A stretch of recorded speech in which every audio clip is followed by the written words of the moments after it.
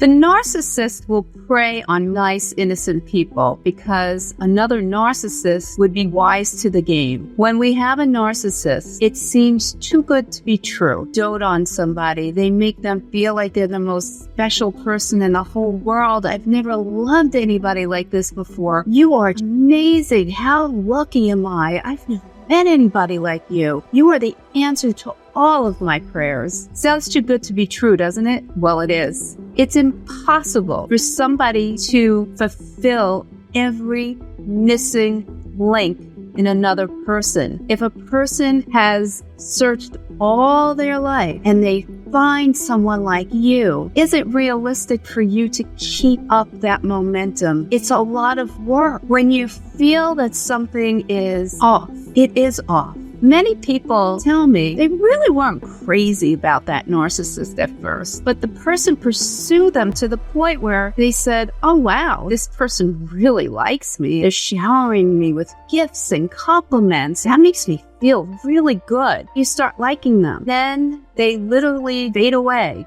They stop giving you things. They stop complimenting you. They actually start turning against you. They turn other people against you. Why is that? Because they are incapable of holding a relationship its value. They are incapable of holding on to that. Their intentions are not healthy. You may fulfill something in them for a moment, for 6 months, 8 months, a year. Eventually, they will put you right back on the shelf when they find something else that strikes their fancy. Problem with that is you've fallen in love with them. Then they change. You're looking for that same person in there. It's not in there. It really never was. That's the problem. You don't know that. It's as if they're like a drug. People say that when they first do drugs, they get that really pure high, and then they chase that high, but it's never the same. And then they need more and more of the drug in order to even get a buzz. That's what it's like when you're with a narcissist. It's this high feeling that everything is wonderful. They're just a perfect person because you're their perfect person. Then they start changing very slowly. They leave somebody feeling extremely confused that you're doing something wrong. They're not happy. They once thought you were just the perfect person for them. Now all of a sudden they're starting to pick on you and start finding little things that are wrong with you.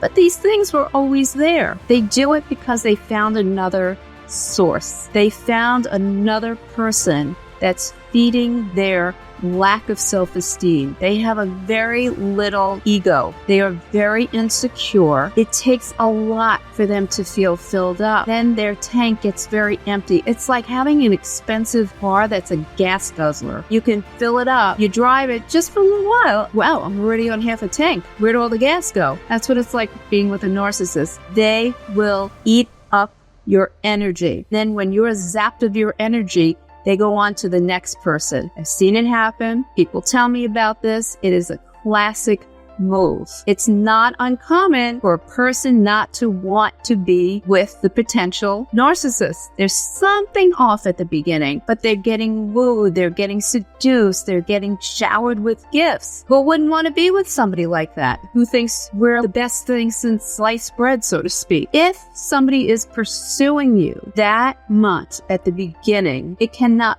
possibly sustain itself. We're human. We make mistakes. We can't be on a pedestal all of our lives. They put you on this pedestal, then they chip away until you fall from grace. They just, for some reason, have to destroy a person. It's not love. It's not healthy. Let's continue to discuss the narcissist, how they play games. It's not fair. They don't even know they're doing it most of the time. It's their nature. I'm going to tell you a little story about the frog and the scorpion. The frog was sitting on the side of the river. The scorpion asked the frog to take it across the river. The frog told the scorpion, no, you're going to sting me. The scorpion swore it would not sting the frog. And the frog believed it, so they went across the river. The scorpion was on the frog's back. Halfway across, the scorpion stung the frog. And the frog looked at the scorpion and said, why did you sting me? Now we're both going to die. The scorpion said, because I'm a scorpion, it's my nature. That pretty much sums up